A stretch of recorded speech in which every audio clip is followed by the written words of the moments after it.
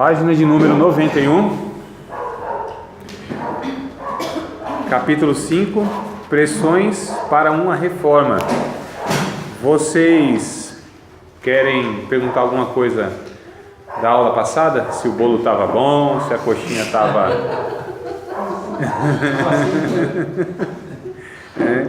Porque ninguém vai lembrar da primeira parte, né?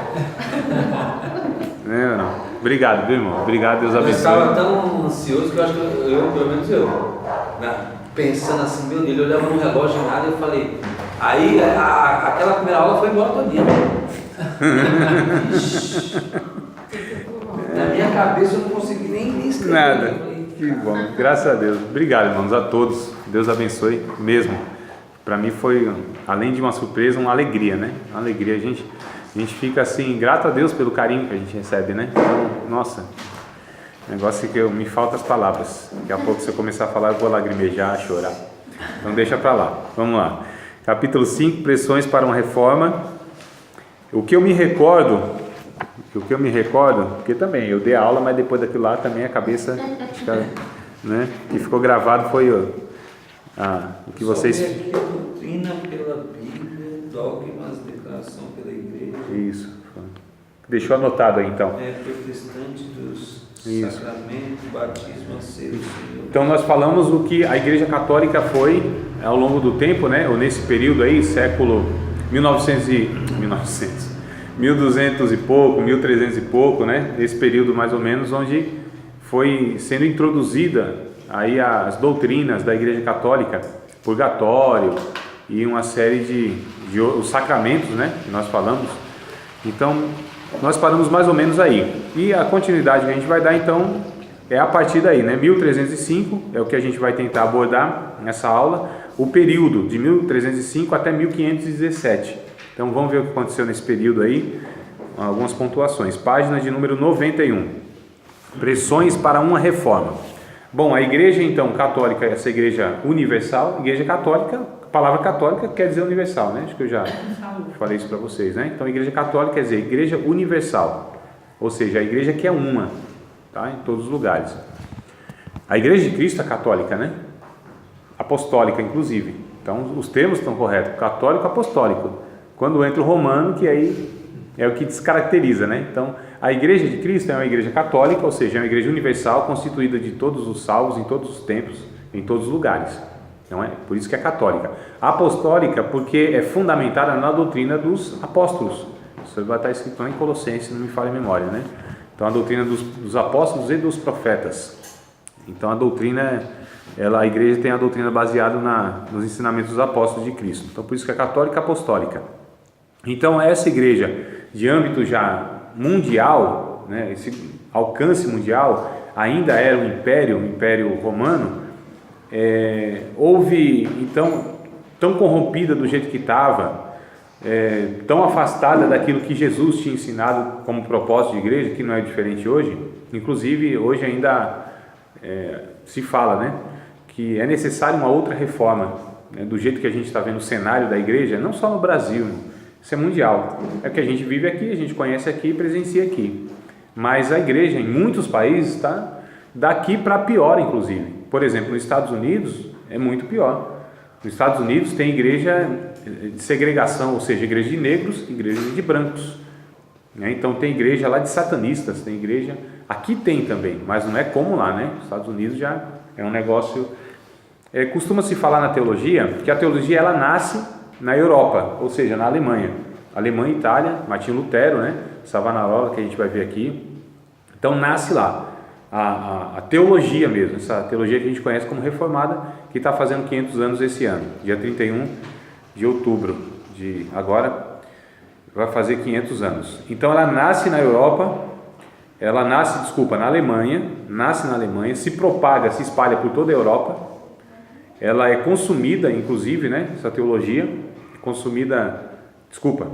ela nasce na Alemanha, se propaga na Europa, ela se estraga, apodrece nos Estados Unidos, que lá vira uma heresia só, e aí é consumida no Brasil. Então, é mais ou menos isso. Então, aquilo que vem vocês podem ver, muitos comentaristas, teólogos, eles são norte-americanos, né? Muita coisa que a gente ouve aí é reprodução. A música, inclusive, você sabe bem disso, né? A música vem muito lá dos Estados Unidos, aqueles corais e tal, que é muito bonito. Então, os Estados Unidos é uma produção, eles produzem cultura, eles produzem um monte de coisa para todo mundo, né? Na igreja não é diferente também. Liderança, teologia, escritores, uma série de coisas, o Brasil consome essas coisas. O problema é que quando consome que já apodreceu lá, que já é heresia lá. Então a gente vê que hoje o Brasil, em muitos lugares do mundo, muitos países do mundo, a igreja, ela está do jeito que está, corrompida também, muitas heresias, né? Muitos escândalos, muita coisa. Irmãos, é quase que diariamente eu ouço, eu converso com irmãos que vêm desabafar de diversas igrejas, diversas denominações, que vêm falar: André, eu estou angustiado, estou na agonia, estou querendo sair da igreja. E eu sempre falo, a solução não é ir para os desigrejados, né? Que é o que é conhecido as pessoas hoje que não querem frequentar reunião nenhuma. Então eles não vão servir a Deus em casa e tal. Eu falo, o caminho não é esse, não é esse o caminho. O caminho é a gente, não é possível, acha um lugar adequado, acha um lugar onde pelo menos as pessoas são bem intencionadas, pelo menos ali há uma sinceridade de querer buscar a Deus mesmo, servir a Deus e tal. Então, mas hoje, irmãos, são muitos irmãos que eles vêm desabafar, buscar uma orientação, alguma coisa assim, como se eu tivesse a solução para as coisas, né? Também não tenho. Então, às vezes eu só choro junto. Então, hoje foi um caso, inclusive, é quase todo dia mesmo. Hoje foi um caso que eu falei, vamos orar, né? Buscar Deus em oração, vamos entregar nossa alma para Deus em oração. Vamos buscar Deus, porque é só o Espírito Santo mesmo para fazer aquilo que a gente entende que é necessário ser feito. Ou seja, essa grande reforma. Isso aqui começou com o Espírito Santo. E a reforma, mas começou a esses 150, quase 200 anos antes, que é o que a gente vai estudar agora. E Martinho Lutero, que foi o estupim, né? Que foi assim o que explodiu mesmo. Foi o ápice do negócio.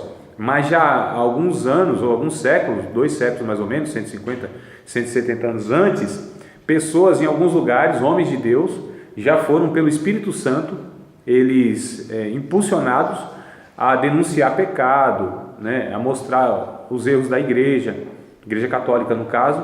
Então já foi sendo preparado o cenário mundial para que Deus levantasse este homem que liderou toda a reforma, mas não foi ele só, foram muitos outros, e isso foi acontecendo, Deus foi trabalhando, porque a igreja de Cristo, a igreja de Deus, e é Deus que sustenta essa igreja, é Deus que na história, né, a igreja sempre foi combatida, desde todo sempre, irmãos. Mas Jesus disse, esta é minha igreja, eu a edificarei, e as portas do inferno não prevalecem contra ela. Então a igreja de Jesus, é Ele que a mantém santa, é Ele que sustenta, é Ele que guarda. É por isso, irmãos, que nós não podemos achar que a gente vai defender Jesus. Jesus não precisa, Ele é suficiente, né, para se defender, se é que Ele faz isso, que eu acho que não faz. Jesus não se defende. Quem é que está atacando Jesus?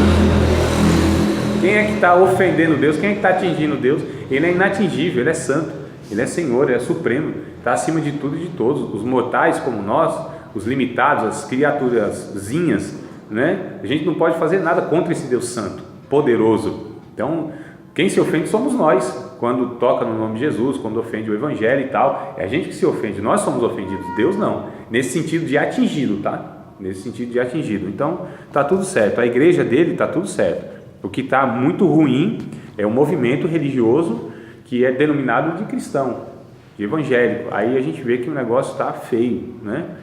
Infelizmente, o que é conhecido no nosso Brasil, aliás, as três figuras mais desprezadas, desacreditadas no Brasil, são os 3P, né? Que são os políticos, a polícia e os pastores. Mas tem os títulos, né? Então essas pessoas têm escandalizado. Mas Jesus, ele vê a sua igreja como ela é, santa, irrepreensível, sem ruga, sem mácula, é a noiva, indo ao encontro do altar. Então ele vai tomando as providências para que isso aconteça na história. O avivamento nunca parou de acontecer. Às vezes não em escala mundial, mas local, como hoje. O grande avivamento histórico hoje que está acontecendo é na Coreia do Norte, né? Na Coreia do Norte, algumas partes da África e Índia, bem localizado. É onde a Igreja de Jesus tem crescido de uma forma extraordinária. Uma grande colheita de almas, né? Curas, milagres. E tem acontecido, onde está sendo perseguido, onde é proibido o Evangelho. Agora o Espírito Santo está agindo como agiu no começo que a gente viu, lá em Atos dos Apóstolos, a perseguição, lá em Roma, nos 3 primeiros séculos, né? Onde matavam os irmãos lá, torturavam e tal. É o que está acontecendo hoje na Coreia do Norte, em alguns pontos da Índia e alguns países da África também, onde há grande dificuldade, perseguição. O Espírito Santo lá não está salvando assim aos montes, né? Está libertando gente aos montes. Há uma grande colheita de almas.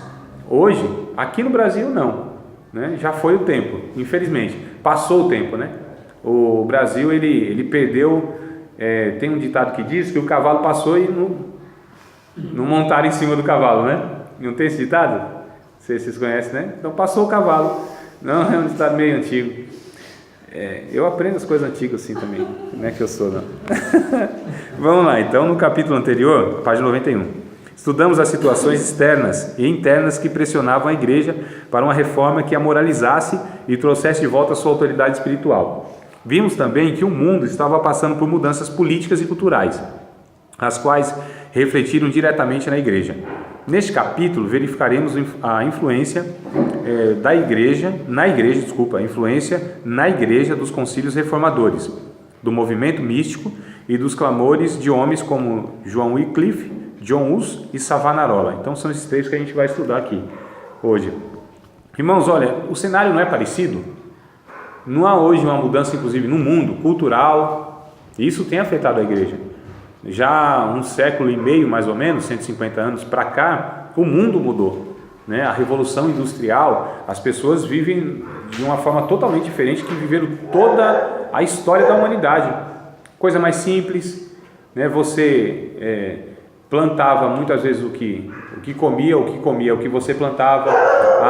A população era rural, não havia essas indústrias. Então isso aí é de 150 anos para cá, mais ou menos. E aí mudou-se todo uma configuração de como se vive, o consumismo. E a gente vai atacando isso porque isso é contra o Evangelho, que as pessoas vivem de uma maneira onde elas desprezam. Não é que elas desprezam às vezes nem conscientemente, é que é imposto, né? Existe a gente chama de um inconsciente coletivo, ou seja, há um inconsciente na cabeça das pessoas, que elas não agem porque elas viram, perceberam, avaliaram e decidiram, não, porque é assim que vai, é a manada, né? É o rebanho, que vai todo mundo junto assim, não são pessoas que vão decidindo. Você nasce num contexto, você é ensinado aquilo e você vive daquela forma como se não houvesse outra maneira de viver, vivendo para ter coisas, né? Como se o importante fosse o fundamental da vida e a vida constituísse nisso, em você obter uma casa, um carro, um estudo, você ter sucesso na profissão. Então essas coisas como se fossem essenciais para a vida, não são importantes, muitas delas são importantes, mas isso não constitui a vida. A Bíblia fala isso em muitos livros, irmãos, né? Eclesiastes vai falar isso, Provérbios vai falar isso, Jesus vem falando isso no Evangelho de Lucas, capítulo 12, verso de número 15. Eu vou dar um tempo para vocês acharem aí e eu vou pegar uma água. Pega um copo ali, né? Isso aqui? Pega aí com qualquer um. Parecia mais um negócio mais de ouro, né? Manter o padrão, né, Deus? Não, daqui a pouco você toma esse copinho, vai tomar um levantar para pegar outro. Isso é verdade, não. Vou fazer um cálculo ali, aleluia. 12:15, se não me falha a memória, porque chegaram para Jesus e disseram: Senhor, reparte a herança entre eu e o meu irmão, porque, Senhor, eu não fui chamado para isso, minha missão não é essa. Mas Jesus aproveita a oportunidade, né, irmão? Não tem oportunidade que Jesus perdia. Toda oportunidade ele aproveitava para ensinar sobre os valores do reino dos céus. Ele disse: olha, a vida de qualquer não consiste nos bens do que a pessoa possui. Não é isso mais ou menos? É isso mesmo? 12:15 de Lucas? Se tiver alguma coisa diferente, vocês leem, por favor. Acautelai-vos e guardai-vos da avareza. Avareza, isso mesmo. Pode ler, Nathan. Porque a vida de qualquer não consiste numa abundância do que possui. Exato. Então, olha só o que ele vai ensinando. Jesus vem ensinando isso também. Toda a Bíblia vem ensinando. Isso são valores para a vida. Então hoje a gente vive nesse cenário, onde os valores cristãos, porque assim, nós somos aqui, estou falando no Ocidente, né, a gente chama, a parte ocidental do mundo é judaica cristã, os valores que nós temos, a família, né, a vida em si, então a moralidade, esses valores a gente tem e é herdado da cultura judaica cristã. E isso tem sido distorcido. As bases da família têm sido atacadas diariamente, de todas as formas, seja pelos veículos de comunicação, seja pela cultura, pelo ensino, por tudo que é produzido na sociedade, as militâncias, política, leis, e tudo isso tem combatido as bases da família. A família é chamada tradicional, aí chama de conservadores, ultrapassados e tal, né? Que é o valor da família. Então tem se banalizado o casamento, tem se banalizado os valores que a gente entende que são valores bíblicos e nós entendemos que é a vontade de Deus. Então todo esse cenário, a corrupção, a maldade, a violência, nada de novo, né, irmão? Nada de novo, é a mesma coisa. Me parece que esse cenário está vindo lá de Gênesis capítulo 6. Olha só, quantos milhares de anos a gente está falando? Pelo menos talvez aí 6.000 anos, alguma coisa assim, né? A grosso modo, 6.000 anos, onde Deus olhou assim, viu aquela sociedade violenta, aquela sociedade onde os homens poderosos oprimiam os outros, aquela sociedade onde havia o coração do homem era cheio de maldade, e aí que Deus chega a dizer: eu me arrependo de ter criado o homem. Olha o cenário, e a gente vê que hoje não é diferente, mas não é hoje. Desde lá até... Então o cenário, mais ou menos, quando ele se agrava assim, Deus vem das duas uma. Ou ele traz o juízo, acaba com aquela sociedade, ou ele vem com um grande avivamento e tem uma grande colheita naquela situação, né? No Antigo Testamento, ele vinha com juízo. O Novo Testamento, a partir do Novo Testamento, a gente já percebe que não haja juízo de Deus.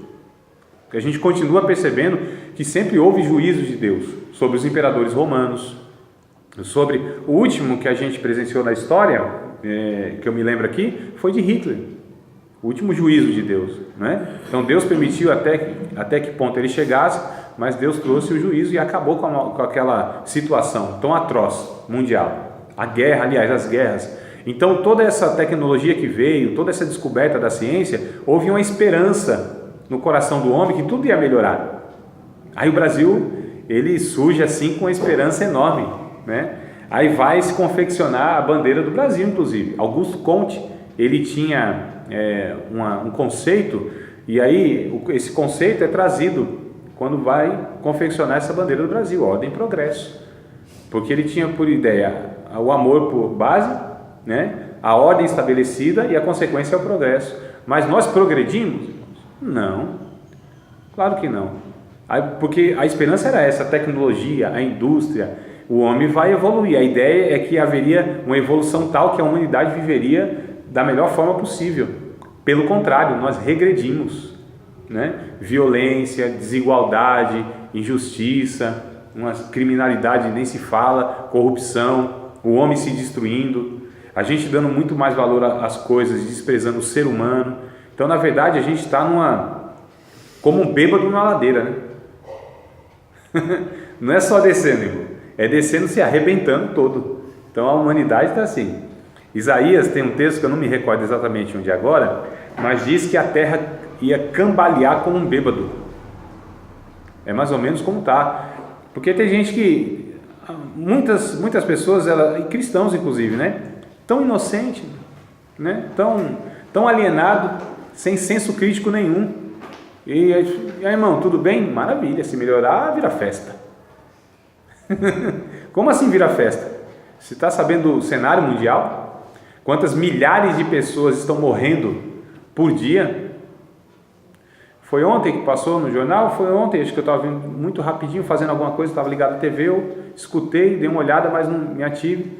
Mas quantas mulheres estão sendo agredidas e mortas, né? Se alguém assistiu aí ontem? Vi hoje alguma coisa também no jornal. Isso, coisa absurda. 273 mulheres foram assassinadas aqui no Brasil nesse primeiro semestre. Primeiro semestre aqui, menos de 6 meses. Acho que não foi até maio, eu acho. Até maio, que foi de janeiro a maio, um negócio assim. 273 mulheres assassinadas, fora toda uma violência por trás. Domingo nós começamos um estudo com jovens na Escola Bíblica Dominical, e eu pedi para fazer um cálculo lá, em 40 minutos que nós teríamos de conversa ali, pedi para o menino fazer um cálculo, e aí ele fez de quantas crianças estariam morrendo naquele período de 40 minutos. Nem me recordo certo, mas era muita criança, em 40 minutos, morrendo. Sabe do que? HIV. Na África. Já são órfãos, porque os pais já morreram de HIV, e eles ficam órfãos, então morrem de HIV. Fora quantas milhares de crianças estão, aliás, são 2,2 bilhões de pessoas estão vivendo abaixo da linha da pobreza. Sabe o que é 12,2 bilhões? São 11 Brasis, 11 países da população, porque nós temos aí 204 milhões de habitantes no Brasil. São 11 países como o nosso que estão vivendo abaixo da linha da pobreza, com menos de $1 por dia vivendo. Uma refeição, e às vezes nenhuma por dia. Percebe, irmão, como que está o cenário mundial? Fora as guerras, a desgraça, os abortos. Agora esqueci aí de que ano que é essa estatística. Como só cresce, então a gente já imagina como está hoje, né? Mas alguns anos atrás, a estatística é que havia 50 milhões de abortos anuais. 50 milhões de abortos anuais. Isso os registrados, porque a maioria se faz na clandestinidade. Multiplica isso aí, irmão. Se eu falar outras realidades, outras questões, a gente fala, meu Deus do céu. Então a gente está no começo do fim dos tempos? Exatamente. Aí a gente percebe que o cenário não estava tão diferente. A maldade sempre houve a desgraça, a violência. Hoje a gente, na verdade, está mais informado de tudo. Então eu sei o que está acontecendo em todo mundo. Aí a gente vê na dimensão, né, muito mais aumentada, maximizada.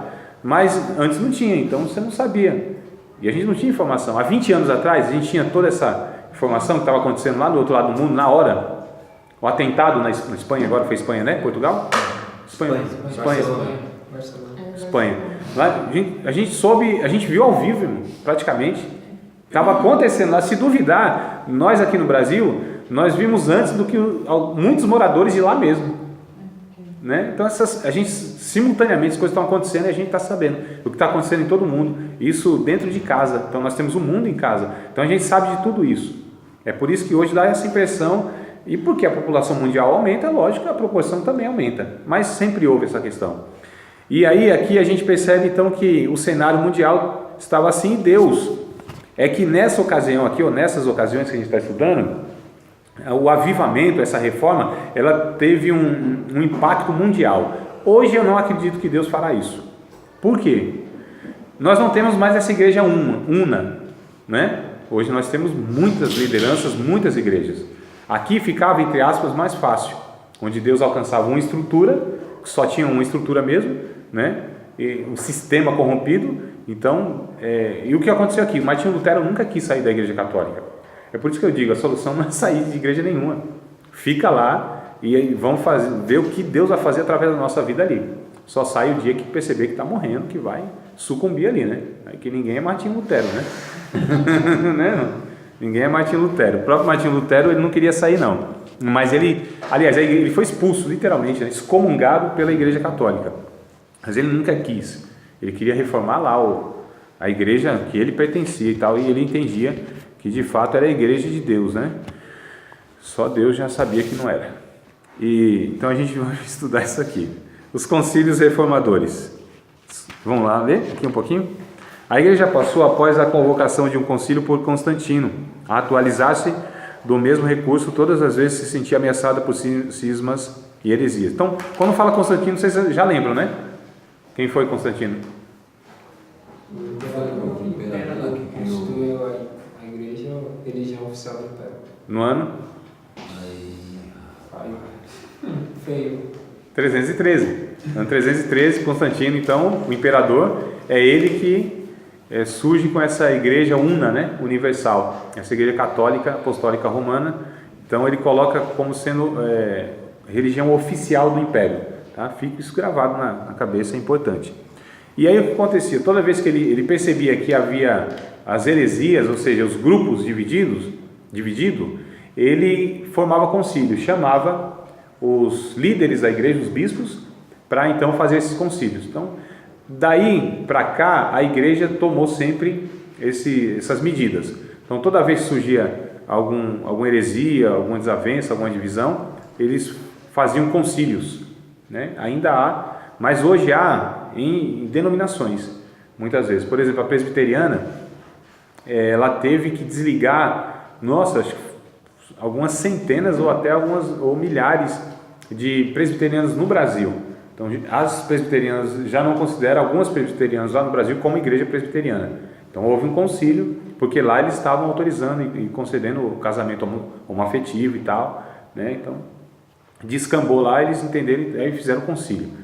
A Assembleia de Deus fez um pouco tempo, inclusive, para fazer a declaração de fé que não havia, né? 100 anos aí, não havia uma declaração de fé. Então, esses concílios, essas reuniões, a gente chama de, não é nem concílio mais as igrejas históricas vão chamar, a gente chama de convenções, né?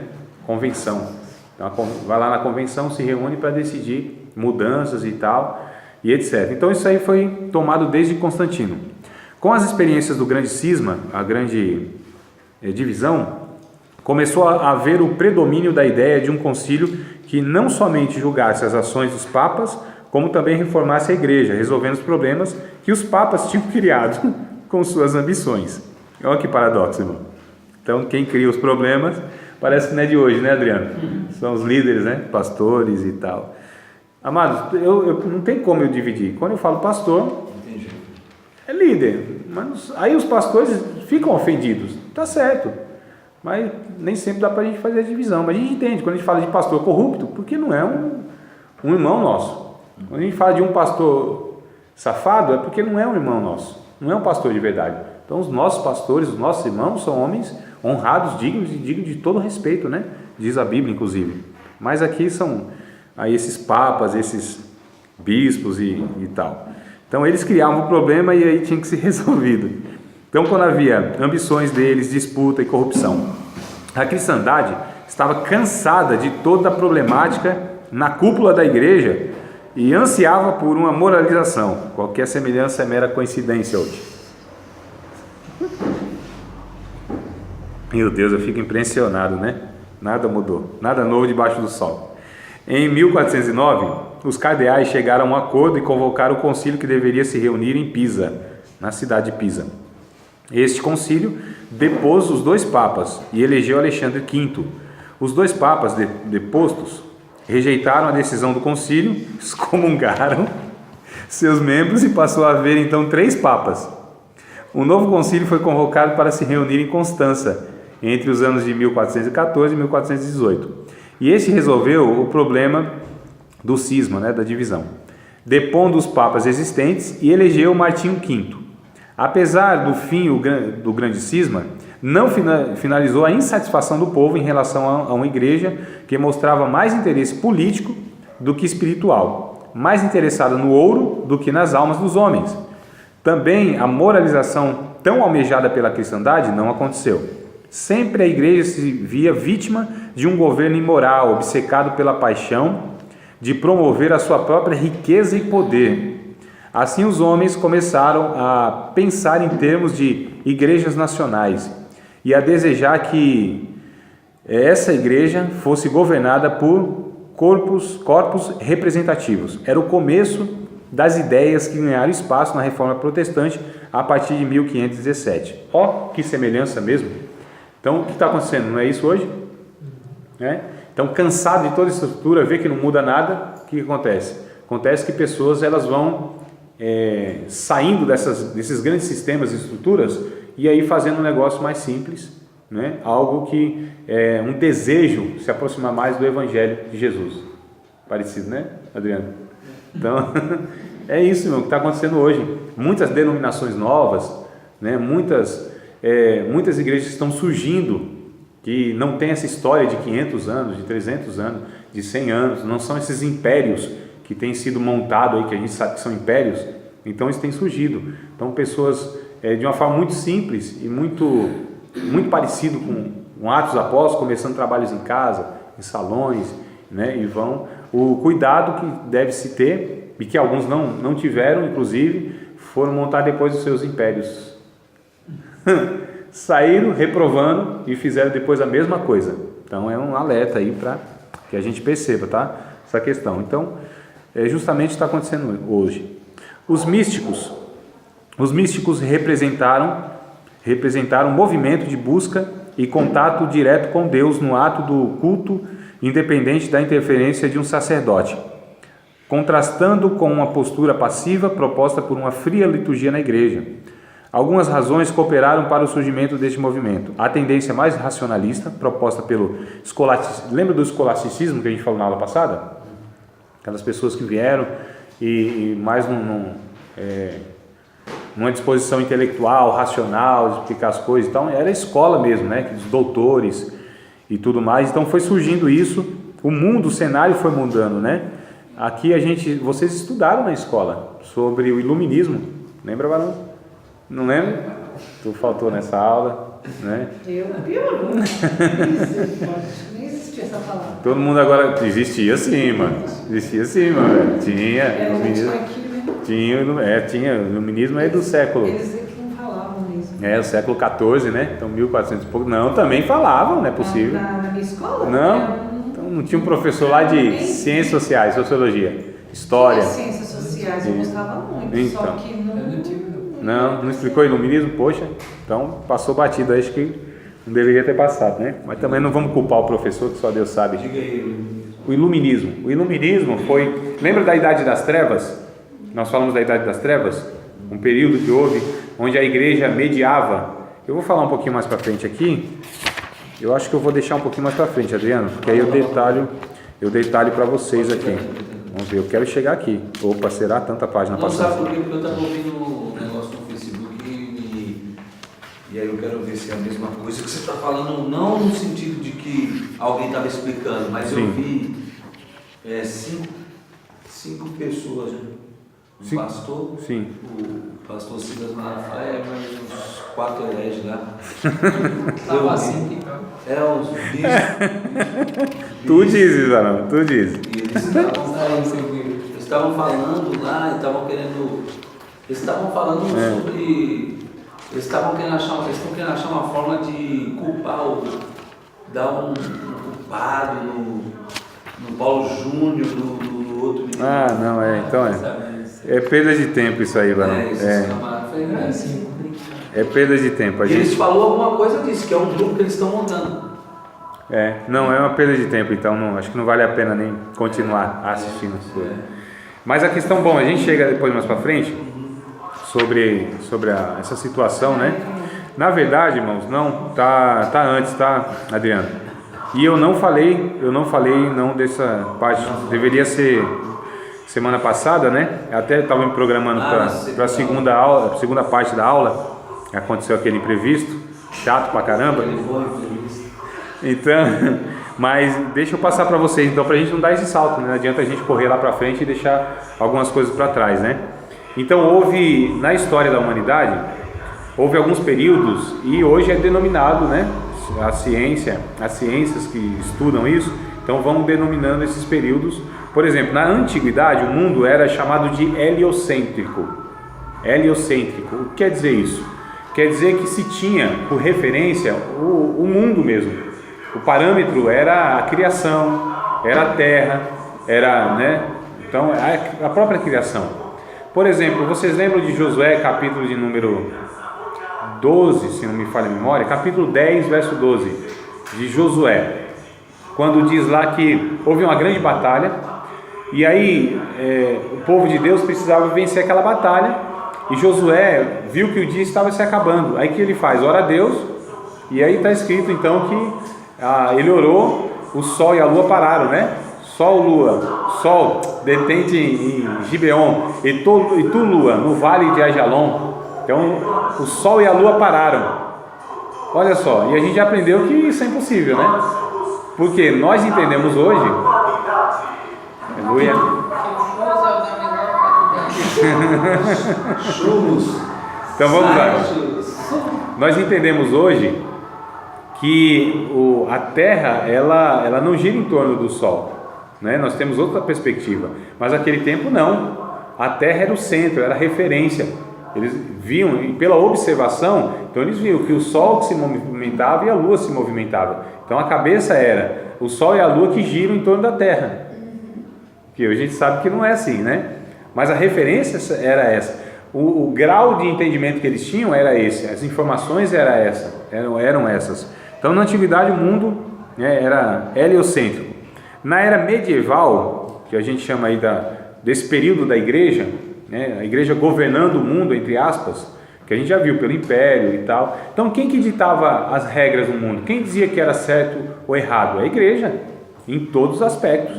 Então era chamado de mundo, a era medieval, o mundo era teocêntrico, ou seja, quem ditava as regras do certo e errado no mundo era a igreja, teocêntrico, ou seja, Deus, entre aspas, porque a igreja representava Deus, então todo mundo entendia, a igreja é a voz de Deus, a igreja fala o que é certo e o que é errado. Aí quando veio inclusive os cientistas como Galileu Galilei, Copérnico, me lembrei, irmãos, lembra das aulas aí do ensino médio? Quem mais, Yuri? Cientista aí. Galileu Galilei, Copérnico, Pascoal. Bora, meu povo, me ajudem aí. Os cientistas, tá? Thomas Edison descobriu a lâmpada. Vamos lá, meu povo, já estou vendo que vocês colaram bastante, né? Cabularam aula, pulando muro, é o que dá, tá vendo? A essas horas a gente vê, né? Mas vamos lá, então, esses, inclusive, cientistas, quando contrariavam a igreja, aí eles eram mortos, queimados na fogueira, porque ninguém podia contrariar a igreja ele tinha resposta para tudo, né? Resposta segundo eles. Então, essa era medieval era teocêntrica, a igreja era o centro de tudo. Na era moderna, chamada modernidade, que é o que a gente está falando agora, que é a Renascença. A Renascença foi esse período, 1400 e pouco, onde a arte foi, porque assim, a igreja demonizava tudo era do demônio, era demônio e Deus, né? Então fazia essa dicotomia. Então a arte, aquilo que não era referência, que não era referido à igreja, que não pertencia à igreja, não era de Deus, tinha que ser abominado e tal. Não é nada. Ainda, tá vendo só que tem muita coisa que não mudou na igreja, né? É que o mundo hoje já não é mais o mesmo. Mas a igreja, como ainda imperava, e os imperadores eram católicos, e muitos papas, inclusive, mandavam, até pouco tempo atrás, irmãos, vamos colocar aí talvez, não mandava, mas influência, até 30 anos atrás, pelo que eu me lembro. Eu me lembro daquele papa muito carismático, João Paulo 23. João Paulo II, 23, João Paulo II, né? Nossa, aquele homem tinha um poder de influência enorme nos países. Então ele, de fato, ele influenciava em decisões. Se um presidente, um governante quisesse tomar uma decisão, se o Papa fosse contra, fosse no país, não, se perdeu, nossa, o Papa tem pouquíssima influência, pouquíssima. Ainda tem alguns países muito católicos, né? Mas assim, pouquíssima. Ele já não tem aquele poder de influência que tinha. Então a Igreja Católica, ela de fato tinha o mundo na mão, né? Os imperadores e os papas ainda governavam de certa forma. Então o que acontece?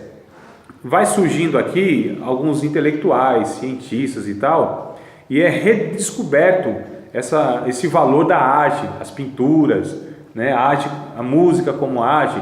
Então aqui foi denominado como tudo foi renascido, então renasceu as coisas, né? As trevas agora se tornaram luz, por isso que é conhecido como Renascença, período da Renascença, o Iluminismo.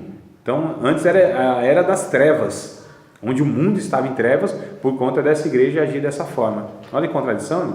Então a igreja governando, o mundo estava em trevas.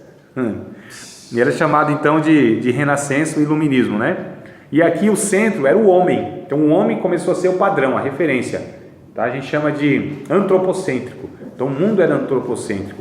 O homem agora, pela cultura, pela arte, pelo racionalismo, tá? A palavra que é fundamental e que define também esse período, é racionalismo. Então, pelo racionalismo é que sim ia falando o que era certo, o que era errado e tal. Aí vem, só que essa é uma modernidade, né? Vem outro período que também é definido como modernidade, que de 2 séculos mais ou menos para cá, 1 século e meio, que eu disse, 150, 170, talvez 180 anos para cá, onde surge a chamada era industrial, né? Onde a ciência ela foi aflorando muito mais. Então aí a ciência agora é que ditava as regras, o que era verdade e o que não era verdade. Então se a Bíblia falasse uma coisa, mas a ciência trouxesse lá uma outra resposta, a ciência estava com razão. E a ciência falava, Deus não existe. O místico não existe. Então a ciência, ela pelas experiências, pelas comprovações entre aspas, né, ia falando que era certo e que era errado. Então ainda é a modernidade, só que o centro agora mudou. Já não é mais o homem em si, sim a ciência que dita as regras. Então é um mundo onde gira em torno do conhecimento científico. Aquilo que cientificamente é provado é certo. O que não é cientificamente aprovado não é certo, não existe e etc, né? E aí depois vem a chamada pós-modernidade. A pós-modernidade ela é reconhecida historicamente a partir de 1989. Já aqui, ó, pertinho de nós. Quantos anos? 20, 30, 20, sou ruim de conta. 28 anos, né? Aqui tem 29, 1988. 28. É isso mesmo? Minha filha vai fazer 89, ela é de 88. 28, tá certo. 28 anos atrás. Então mudou o cenário mundial, mudou o pensamento da sociedade. Então como que o povo pensa agora? Pensa segundo a pós-modernidade. Se na antiguidade o mundo era o centro, se na era medieval Deus era o centro, entre aspas, Deus, se na modernidade, primeira etapa, se a gente pode colocar, etapa não, mas primeiro momento, o homem era o centro, se na modernidade, essa última, a ciência era o centro, na pós-modernidade, que é onde nós vivemos, o que é o centro? O que seria o centro? Já foi a criação, já foi a igreja, a religião, já foi o homem, já foi a ciência. O que é o centro hoje? Qual é a referência hoje? O que é tido como verdade hoje? De onde vem essa verdade? O que é o centro hoje? Hoje não existe centro. Hoje é relativo. Cada um com a sua verdade. Eu tenho minha verdade. Você tem a sua verdade. Eu tenho meu Deus. Você tem o seu Deus. Eu tenho meu pensamento. Você tem o seu pensamento. Eu tenho meu direito. Você tem o seu direito. Hoje não existe mais centro. A pós-modernidade pensa assim. A cabeça do ser humano hoje no mundo pensa assim. Percebe, irmão? Coisa complicada. Aí você vai evangelizar, fala assim, não, existe Deus. Não, é o seu Deus, é diferente do meu Deus. Eu tenho meu Deus. Não, mas a verdade é essa, é a tua verdade, não é a minha verdade. Não, mas existe um padrão para a criação. Não, existe o teu padrão, existe o meu padrão. Quem disse que o casamento só entre um homem e uma mulher? Quem disse que o certo é isso? O que é certo hoje? O certo é o que eu acho que é certo. Não existe mais centro, irmão. Essa é a cabeça do ser humano hoje, que é chamado de pós-modernidade, onde impera o relativismo. Tudo é relativo. Não existe mais absoluto. Na cabeça das pessoas, é claro que a gente está falando isso, né? Mas é lógico que a gente sabe que há, né? Só para a gente ter uma ideia. Tá vendo o cenário, irmão? Meio complicadinho, né? E esse liberalismo de escolhas, assim, de determinação, assim, domínio próprio, assim, da pessoa achar que e continua sendo. Isso também atrapalha, né? E muito. Sabe por quê, irmão Gilmar? Não tem mais. Você vai falar de uma verdade. Jesus é a verdade. Verdade? Verdade de quem? Se não existe verdade. Porque verdade é um absoluto, né? É absoluto. Verdade é aquilo e não tem outra possibilidade.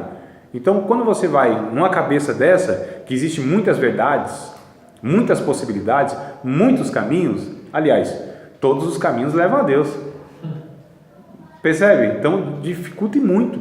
Então a gente hoje fala assim, não, o certo é isso, o certo, mas o que é o certo? Não tem referência, irmãos. Não tem de onde você partir, não tem onde você falar, não, é daqui que a gente puxa as verdades. Não tem. Então o mundo hoje, a cabeça das pessoas, ela está muito difícil nesse sentido, porque os valores, eles não são mais valores. Pode ser o meu valor e o valor do outro totalmente o contrário. Então, para mim é certo o aborto, para você é errado o aborto. Entende? Percebe como o negócio é complicado? Então dificulta e muito, mano, e muito. Nós estamos vivendo num tempo muito complicado, onde Isaías já falava, lá nos primeiros capítulos, se não me falha a memória, talvez o capítulo 1º, inclusive, de Isaías.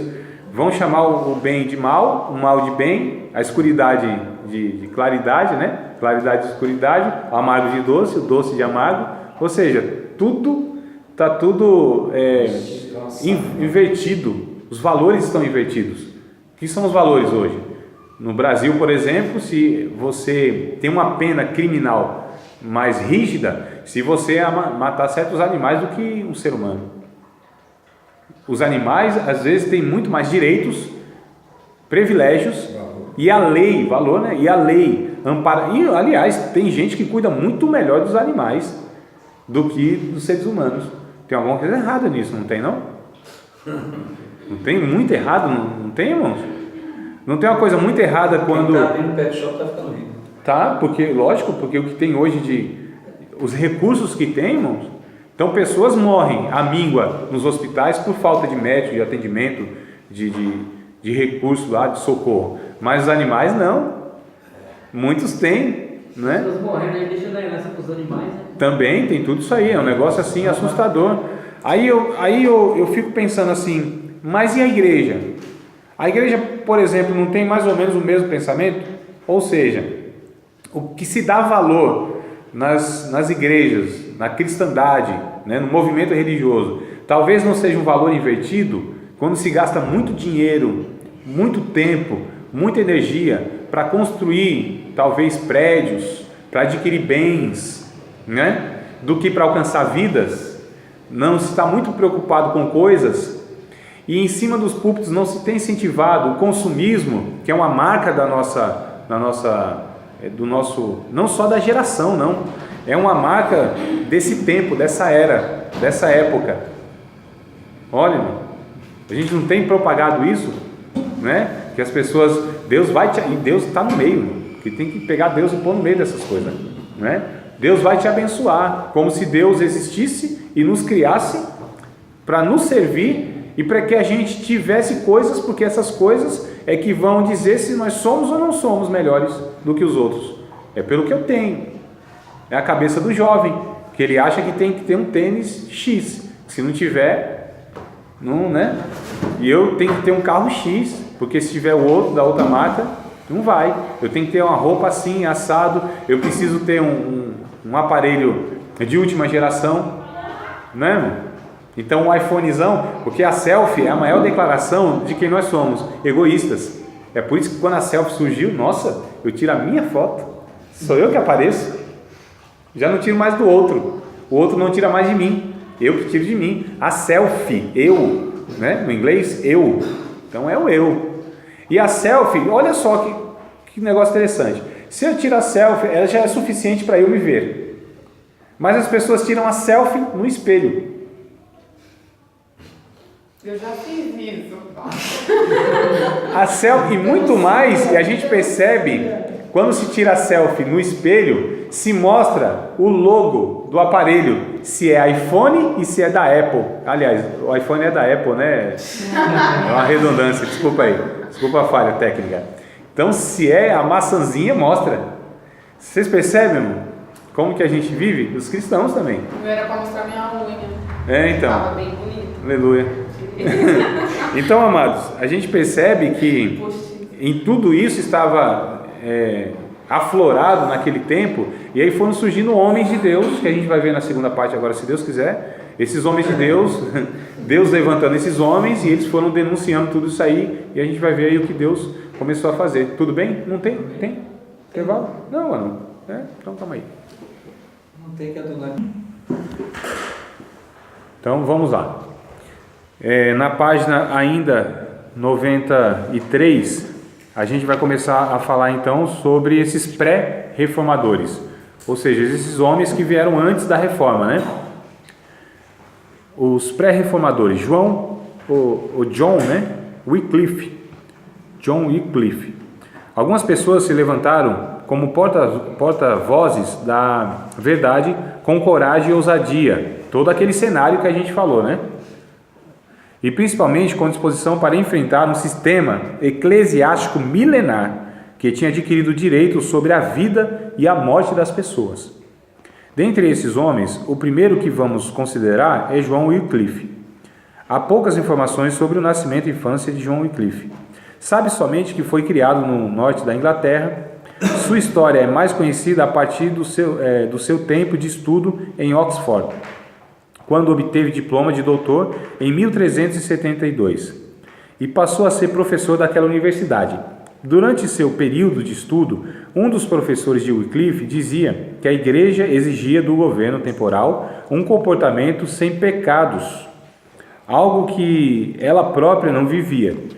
Influenciado por esse professor, esse homem, que viveu durante os anos do cativeiro babilônico do papado, até o início do grande cisma, foi além, dizendo que o governo inglês tinha a responsabilidade atribuída divinamente de corrigir os abusos da igreja dentro do seu território e de afastar do ofício aqueles que insistissem em permanecer em pecado e de até confiscar suas propriedades. Já pensou se os governantes fazem isso? O que ia levar, né? Que ia confiscar? Não estava fácil, né, irmão? A situação. E hoje, um cidadão já citado hoje aqui, pelo nosso amado pastor Adriano, cujo nome não vou repetir, que estava em um debate com mais 4 pessoas. Herético. Então, mas ele já tem inclusive alguns milhões aí, né? Para ser confiscado. Ou não, né, irmão? Estou, de repente, fazendo juízo de valor aqui, assim, equivocado, mas ele é um dos... E ele, coitadinho, ele é um daqueles que tem a merreca em caixa. 10 milhões é a merreca em vista dos outros. O ano decisivo de sua carreira de reformador foi 1378, quando começou o grande cisma do papado, ou seja, essa briga dos papas, né? Pois a situação de haver 2 papas ao mesmo tempo tornou sua avaliação da igreja ainda mais radical. Para ele, o papado não podia ser uma posição cercada por luxo e pompa, mas de simplicidade, como foram os apóstolos da igreja, sem ouro e sem prata. Para Wycliffe, o papado bíblico deveria constituir uma vida de pobreza e humildade. Amados, é o que a gente fala e as pessoas às vezes acham que não, mas percebe, é a história e a opinião dos homens de Deus sempre foi essa. Então hoje a gente tem um líder eclesiástico, ou seja, um pastor, algo parecido, vivendo em luxos, irmãos. Isso é inadequado. É lógico que a gente não chega no extremo, tem que viver na pobreza, mas assim, naquilo que é humilde, razoável, né? Nem de menos e nem de mais. Então, tem que ter tudo que um ser humano precisa ter, aquilo que é necessário e tal, alguma coisinha a mais, mas um luxo a ponto de viver assim, nababescamente, esbanjando, andando com carros importados, tendo propriedade como helicópteros, aviões, que a gente sabe que, né? E vocês sabem de quem eu estou falando. Fazendas ou gados, né? É o rei do gado, chapéu e tudo. É o rei do gado, chapéuzão e tudo, cidadão, né? Não só ele, né? Ele está na mídia, na TV, mas tem outros aí também que a gente sabe quem são e eles vivem assim, né? Vivem aí os líderes aqui regional, da região, Zona Leste, irmão. Zona Leste é periferia, nós moramos em periferia. A região é pobre, nós somos pobres, né? Nós somos pobres. A região aqui é pobre, periferia, Zona Leste, não é um Tatuapé. Zona Leste, Tatuapé é outra coisa, né? Mas aqui Zona Leste, São Mateus, então eu estou falando em São Mateus. Eu consigo pagar uma VIP, irmão? Um líder, então, meu irmão, para trocar 2 pneuzinhos de carro a gente sabe que é sofrido, né? Então o negócio não é fácil, é sério. Isso aqui é a condição da maioria do que mora na Zona Leste e São Mateus. Então, um líder eclesiástico em São Mateus, ganhando da igreja 30 salários mínimos, eu acho algo absurdo.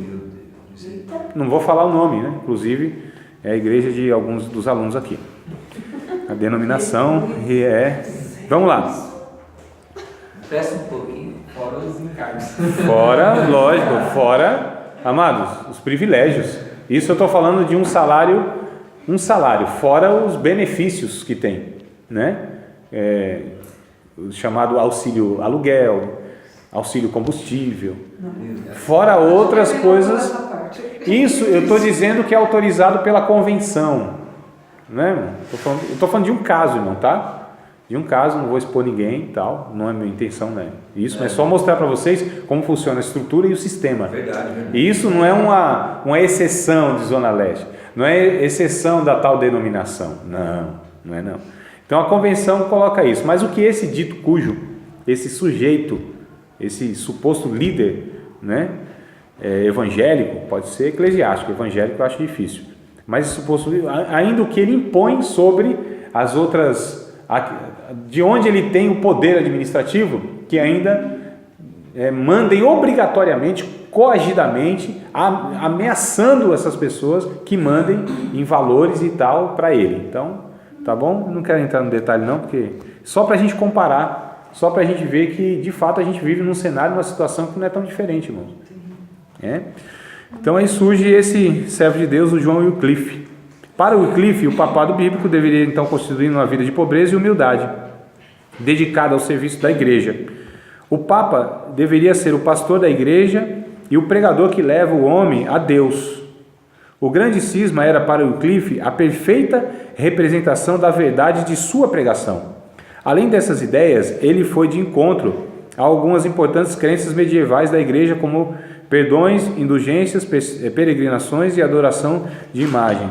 Eu estou me recordando aqui, esse negócio de divisão do papado, a gente sabe muitos ministérios como surgiram, fruto de divisões. Por quê? Pelos mesmos motivos que surgiram do Papa, querer dominar, ter o poder na mão, né?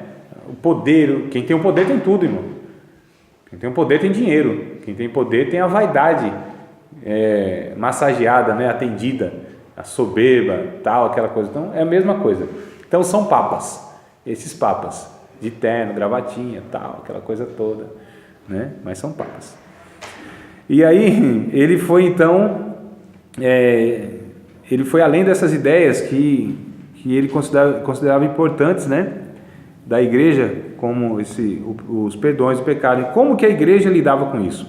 É certo que essas ideias não agradavam a cúpula da igreja e geraram muitos problemas e perseguições, o que fez com que muitas pessoas importantes se afastassem dele. Então, sempre é perseguido o servo de Deus, lógico, inclusive pelos religiosos, muito mais pelos religiosos, né? Então, num sistema desse, quando surge um falando a verdade, pregando a verdade, apresentando algo mais próximo do evangelho, sempre vai ser perseguido, sempre, irmão, tá? Se vocês ainda não sofreram nada parecido, de repente por ter uma opinião que se adequasse mais à Bíblia do que o meio onde vivem, vão passar, é inevitável, né?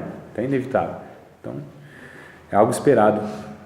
Todas as suas doutrinas eram baseadas nos ensinos das Escrituras, que é um negócio bem complicado para esses líderes, né? Você ter ideia firmada na Bíblia, para eles é um terror, para eles é um negocinho assustador, não aceitável. Então, quando a gente põe Bíblia no meio, diz, não, calma aí, a gente não aceita esse negócio, aqui é do nosso jeito.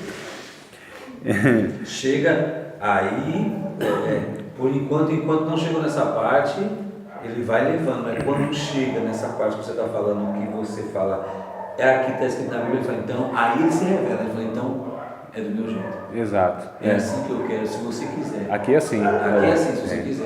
Senão ela pode estar. Aí, chega no final do negócio, né? Enquanto não, ela vai embargando você. Mas na hora que você descobre mesmo que você fala, não, calma aí. Mas a Bíblia diz isso, ele pega. A Bíblia está dizendo isso, mas aqui quem manda sou. Aqui o negócio é assim, assado. Então a gente já percebe, né? Às vezes nem tanto declarado assim, explícito, mas é o que querem dizer. Fala, não. Aqui quem comanda somos nós, a igreja é assim, viveu assim, e aqui eu sou o chefe. Manda quem pode e obedece quem tem juízo. Ó, frase satânica que entrou nas nossas igrejas, né? Se não saiu da nossa boca, entrou já nos nossos ouvidos, em algum culto desses aí. Então, eu estou falando besteira, é assim mesmo, não é? Então, todas as suas doutrinas eram baseadas no ensino das Escrituras, que Wycliffe tanto valorizava, a Bíblia. Por isso se empenhou em começar uma tradução delas para o inglês.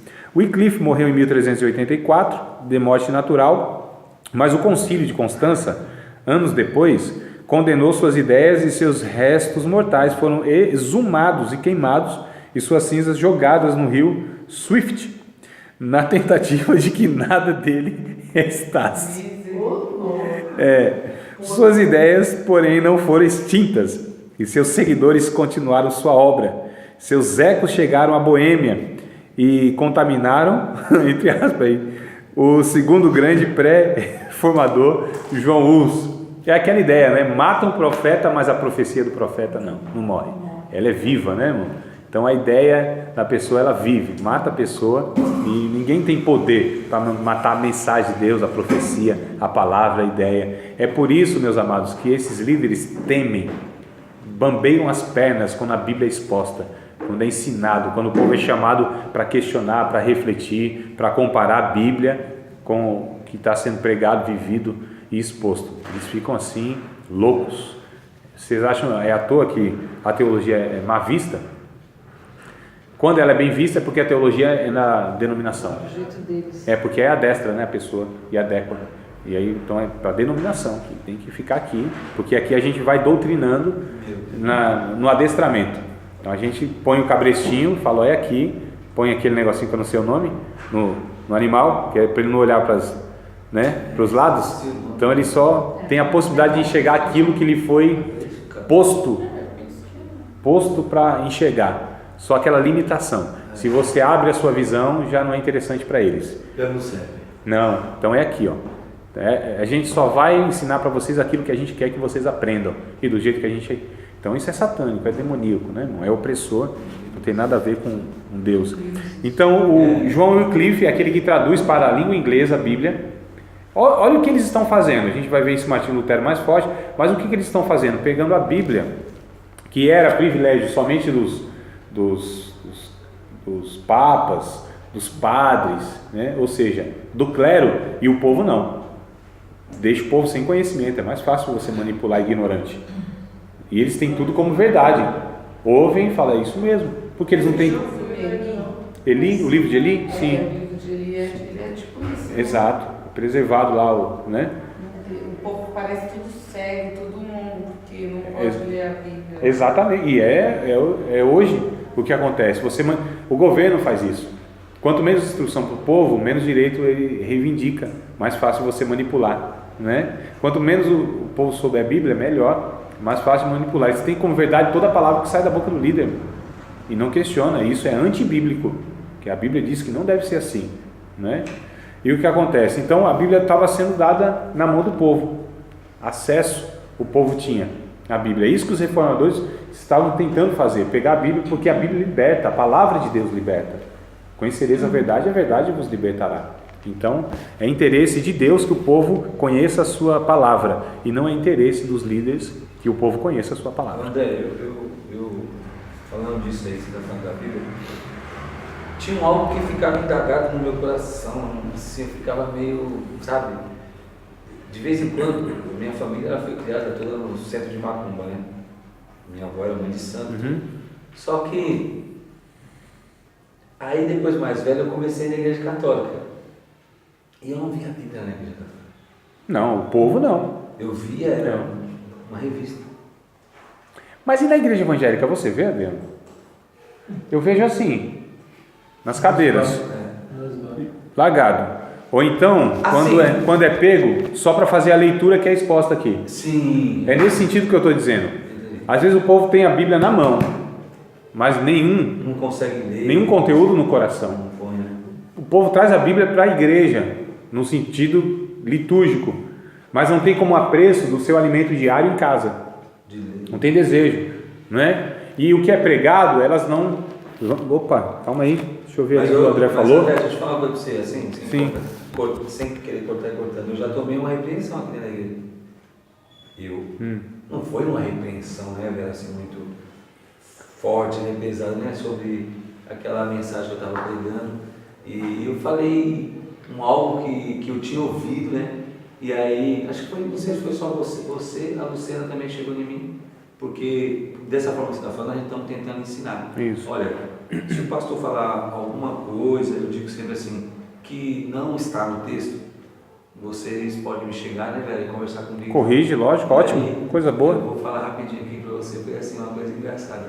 Eu sempre ouvi isso, que o filho de Betseba com Davi, ele nasceu morto, certo? Eu tinha ouvido, estava condicionado aqui, estava sempre igual. Eu tive que, depois que a gente veio para cá, eu tive que, rasgar tanta coisa da minha mente. E aí o que acontece? O povo estava tudo com a Bíblia aberta. Olha que coisa boa. Não, eu peço para eles fazer isso. E aí eu continuei a mensagem e falei... E não está escrito. Peraí, Davi orou, né? Orou e tal, e a criança nasceu morta. Não, calma, aí beleza, passou, né, velho? O culto acabou. Mas a pregação foi naquele ponto só que foi o erro. Sim. A pregação foi normal. Que é um detalhe que não... mas só que faz importância. Sim. Porque aí depois a Vera mesmo chegou em mim, pastor, vem cá. Aí eu falei, pode falar, Vera. E ela falou, você me deu essa liberdade. Né? Então, ele nasceu. Isso. E Deus, né, o próprio Deus, colocou uma doença no menino. E durante um período, Davi começou a orar para que o menino fosse curado, né? E aí o menino morre depois, ela falou para mim. Exato. Aí eu peguei, fui lá no grupo da igreja, mandei a mensagem falando, irmãos, na pregação aconteceu isso. Corrigiu lá a informação. A informação, e aí depois a Luciana também veio falar para mim que tinha em outras pessoas, então eu me alegrei com aquilo. Isso. Eu fiquei contente com o que eu estou aprendendo, né? Sim. A fazer. Agora, olha só, é um detalhe que talvez, que diferença faria esse detalhe na minha salvação, na minha relação com a esposa, na minha vida? Talvez nenhuma. Sim. Agora, imagina algumas mensagens, algumas supostas verdades que são apresentadas como verdades e elas não são, mas são fundamentais para a minha vida, para a minha salvação, para a minha relação com as pessoas, minha relação com Deus. Imagina só. Mas aí a questão é, se o povo não tem esse critério, se o povo não tem conhecimento bíblico, se o povo não compara com a Bíblia, então, irmão, vai questionar o quê? Essa é a questão e essa é a minha luta efetiva há uma década, há 10 anos, em sala de teologia, na esperança que a gente consiga fazer isso. 10 anos eu estou nessa lida, 10 anos nessa empreitada, 10 anos nessa batalha que a gente está, o ensino, por conta disso, irmãos, por conta disso, e a gente percebe que a pessoa, ela instruída, podem fazer o que for com ela, podem jogar ela para fora da igreja, podem fazer o que for, só que essa pessoa nunca vai ser tirado dela o conhecimento, jamais, tá certo? Então uma pessoa esclarecida, podem fazer o que for, ameaçá-la e tal, é a verdade que libertou, acabou, não tem mais o que fazer, não é? Então nessa questão, você quer dar um auxílio lá? Tá bom? Só para avisar que não, mas os irmãos continuam aqui para a gente continuar, tá bom? Então vamos lá, lembram do John Wycliffe, né? Então ele foi quem traduziu a Bíblia no inglês, deu para o povo, aí no caso a Bíblia, e aí dele então vem outro pré-reformador chamado João Hus, tá? João Hus, então outro pré-reformador, então ele falece e esse João Hus é influenciado pelo John Wycliffe.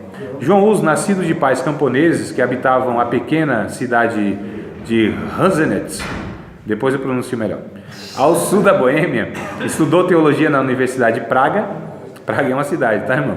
Tornou-se bacharel em artes em 1394 e mestre em artes em 1396.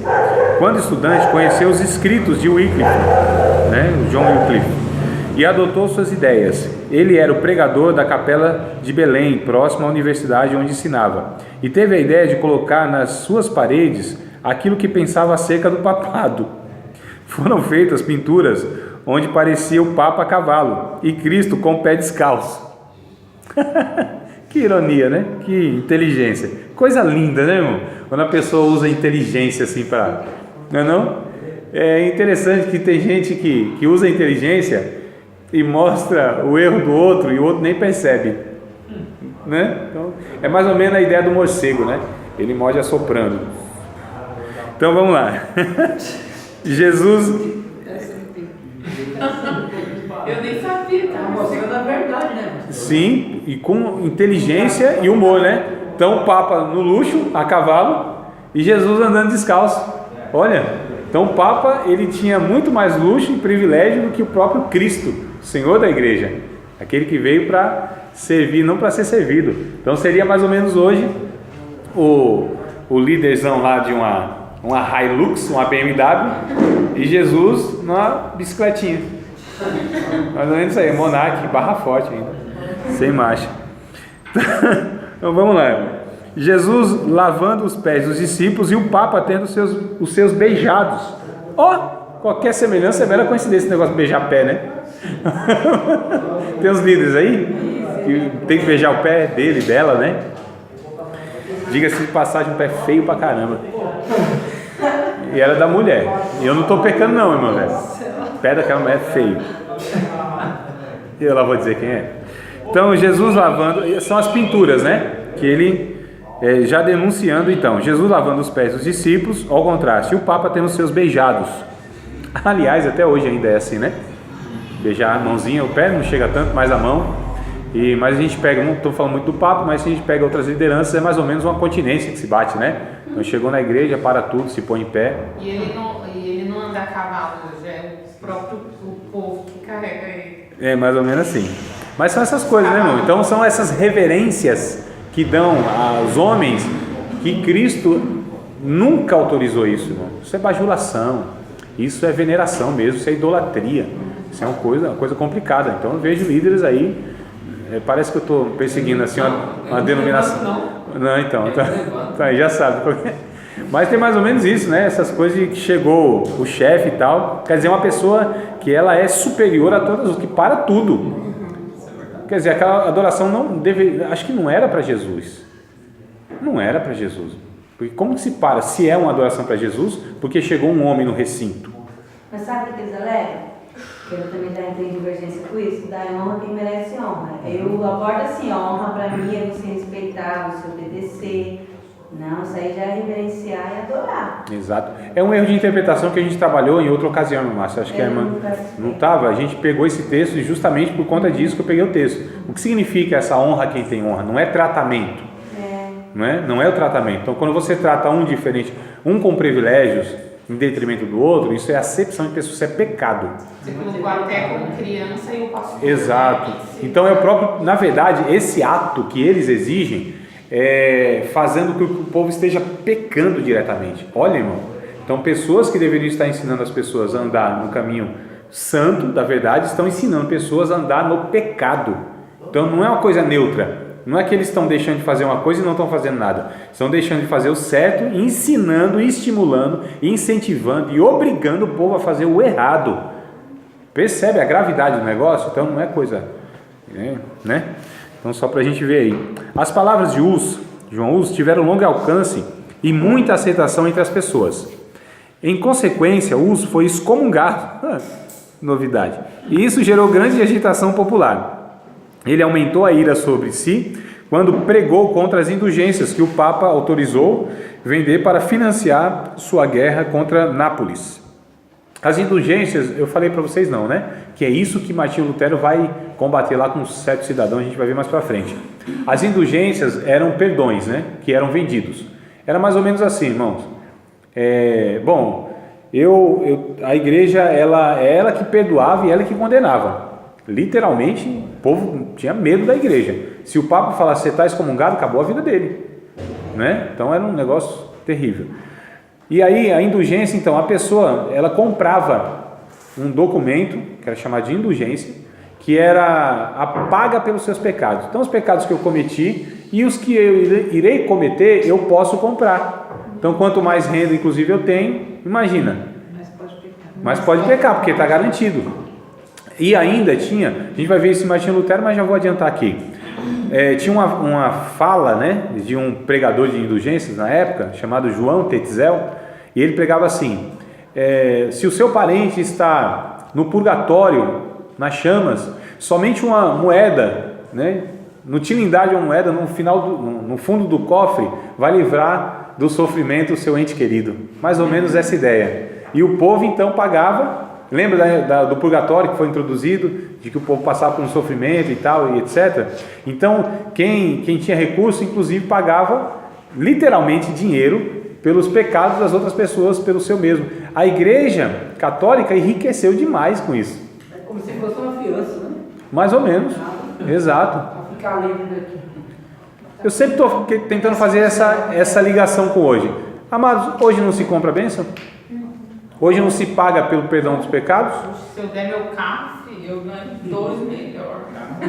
Não é isso? Agora, então a gente precisa fazer esse link, né? Fazer esse link. Então vamos lá. O rei que antes o apoiava achou-se numa situação muito difícil, porque a Boêmia ficou sob interdito papal e Hus teve que se exilar. Aproximava-se o concílio de Constança e o imperador solicitou nele a presença de Hus. Todos sabiam que um concílio tinha o poder de condená-lo como herege. O processo era simples. Se houvesse testemunhas para testificar a culpa do acusado, então ele tinha de confessar e renunciar aos seus erros ou seria queimado. O imperador lhe providenciou um salvo-conduto, o que lhe garantia segurança. Hus quis ir ao concílio na esperança de expor ali suas ideias e ser finalmente entendido por todos. Ó, a inocência do servo de Deus, na esperança que as pessoas se convertam, né? Mas não foi isso que aconteceu. Ao depor, não pôde negar aquilo em que ele sempre creu, nem tampouco foi convencido de que estava errado. Após alguns meses na cadeia, ele foi levado à fogueira da Inquisição, onde morreu vestido como herege, como uma coroa de diabinhos. Então é assim que eles pegavam. A igreja vestia eles de roupas onde tinham desenhado demônios. Ele era um herege mesmo, né? Tido como, a igreja tinha ele como um endemoniado, um herege e tal. Assim como aconteceu com Wycliffe, as ideias de Hus também não morreram com ele. Seus seguidores continuaram com suas convicções, que no tempo da reforma luterana encontraram ampla oportunidade de florescer. Nós estamos falando então de João Hus mais ou menos em 1416, se não me falha a memória, que acho que não teve data aqui, né? Mas ele foi queimado aí, se não me falha a memória, foi isso, 1416. Essa data é importante. Sabe por que é importante, irmãos? Porque a gente vai ver um relato onde, quando ele estava na fogueira para ser queimado, ele então profetiza, mas aquela profecia mesmo de Deus, aquela coisa assim, sabe? Inspirada. Então, João Hus, na língua dele, o Hus, né? Quer dizer ganso. E ele tinha uma aparência mesmo, não sei se mostrou a foto dele aqui. Ah, tá aqui, ó. Tá aí a foto dele. Percebe um narigão assim meio? Não, esse é o outro. Esse é o Wycliffe. Mas então que pena que não tem. Mas é parecido, irmãos. Mas eu não sei, eu vou mandar para vocês a foto. Mas é bem parecido do João Wycliffe. Tá? Mais feio um pouquinho. É sério, é mais feio, esteticamente mais feio. Ele parecia mesmo um ganso, né? Assim, a fisionomia. Então ele era chamado de João Ganso, João Hus. E ele disse assim, ao ser queimado na fogueira: hoje vocês estão matando um ganso, mas daqui a 100 anos Deus levantará um cisne que vocês vão tentar matar e não vão tocar. 100 anos depois, 101 anos depois, Martinho Lutero surge na história. Ele tinha um brasão que era o seu símbolo, onde tinha desenhado um cisne, esse brasão. E ele era belo, inclusive ele era comparado justamente com a beleza de um cisne. Percebe, irmão? Inclusive a gente vai ver que a Igreja Católica, o Império Católico, perseguiu esse homem de todas as maneiras para matar. Ninguém colocou a mão nele. Deus preservou e ele morreu de morte natural. É Deus, né, irmão? No negócio, né? Na história. Como diz o pentecostal, é Deus na história. Então, depois de João Hus, veio outro pré-reformador, chamado de Jerônimo Savonarola. Aqueles que querem uma pronúncia mais refinada, Girolando Savonarola. Savonarola era um monge dominicano de 37 anos quando chegou a Florença, Itália. Ele era um pregador eloquente que atacava os poderosos cujo luxo e avareza se contradiziam com a fé cristã. Isso aí foi a história toda, milênios. Atacava também a corrupção na igreja e enfrentava os governantes da cidade, deixando claro que sua obediência era dirigida primeiramente a Deus e que não se importava se isso contrariasse alguém. Devia ser todo pregador, né?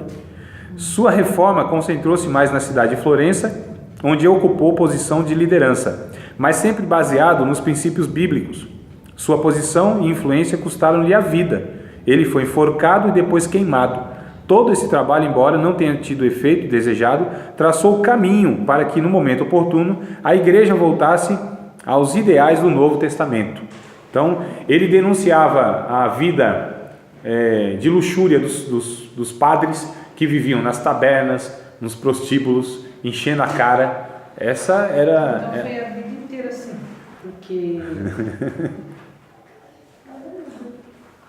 Tá falando a história toda, né? E hoje, será que é diferente, mano? Vocês percebem? Eu li algumas partes aqui e falei, não tem diferença, a gente pega... Quantos séculos passaram? Isso. Muda-se de épocas, muda-se de cultura, muda-se de língua, muda-se de país. É o homem, é o ser humano, o corrompido, né?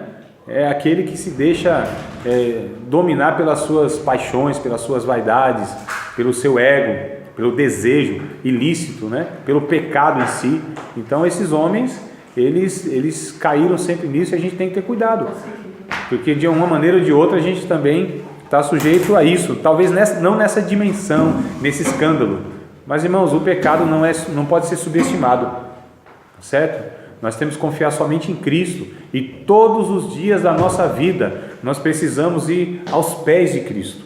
Todos os dias da nossa vida nós precisamos pegar a nossa vida e colocar diante das Escrituras como espelho. A gente tem que vigiar, irmão. Tem que se policiar. Eu não confio em mim. Eu tenho que pensar assim. Eu preciso pensar assim. Eu preciso viver assim. Quando a pessoa passa a confiar nela mesma, começou o declínio espiritual. Quando a pessoa acha que não precisa mais se humilhar aos pés de Cristo, buscar a face de Deus em oração, em quebrantamento, sentir os seus pecados. Então, quando a gente pede o que seria o ideal da vida cristã, ou seja, essa busca contínua pela presença do Espírito Santo na nossa vida, a gente vai se perdendo, né? Então, o pecado, ele é narcótico, o pecado, ele é anestésico, o pecado, ele desensibiliza, o pecado cega, o pecado engana. O pecado, ele é mais ou menos como o texto vai dizer, tem dois textos, um em Jó e outro em Provérbios. Se vocês me lembrarem, eu mando para vocês, tá? Só para ganhar um tempinho aqui, eu queria falar mais uma coisinha nesses 4 minutos que resta ainda, para desespero de alguns, ainda tem 4 minutos. Então, mas tem lá... eu vou falar, seja Deus, ainda bem que o Senhor não me desamparou, Senhor.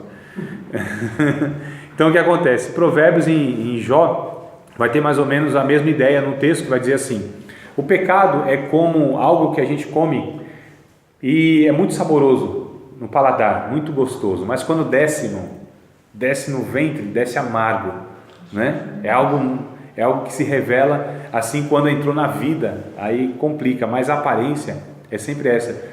Há caminhos que o homem parece direito, mas o fim deles, que é o fim, o negócio é o fim, é caminhos de morte. Então é mais ou menos isso. O pecado, ele é como perfume. Perfume a gente põe, né? Na hora não sente o cheirinho, tal. Depois de algum tempo, pouco tempo, você não sente mais o cheiro dele. Você se habituou, seu olfato já não identifica aquele odor, aquele cheiro, porque se habituou. O pecado é mais ou menos assim. Se a gente não tomar cuidado, a gente se habitua com ele. A gente até uma hora ou outra fala, opa, né? Então a gente, isso é pecado, isso é errado, não sei o quê. Mas a gente vai às vezes se acostumando, não vai ali buscando a Deus. O Espírito Santo não vai enchendo a nossa vida e tirando essas coisas e nos dando de novo a sensibilidade do coração. A santificação na nossa vida, ela não tem uma continuidade e a gente vai se acostumando com o cheiro, ninguém percebe. Os outros às vezes até percebem. Às vezes os outros percebem o cheiro que está em nós, né? Mas nós nos habituamos, porque ele fez parte da nossa realidade. Eu me acostumei, achei aquilo normal, não, vamos aqui e tal, vai fazendo concessões, né? Não, isso aqui só um pouquinho, só um pecadinho, só um negócio aqui, outro ali, um hoje, o outro amanhã, e daqui a pouco, irmãos, nós estamos dominados, a mente já está anestesiada, é a droga, é um narcótico, é um engano, e a gente não brinca com essas coisas, não deve brincar com isso, tá certo? A gente precisa ter muito cuidado.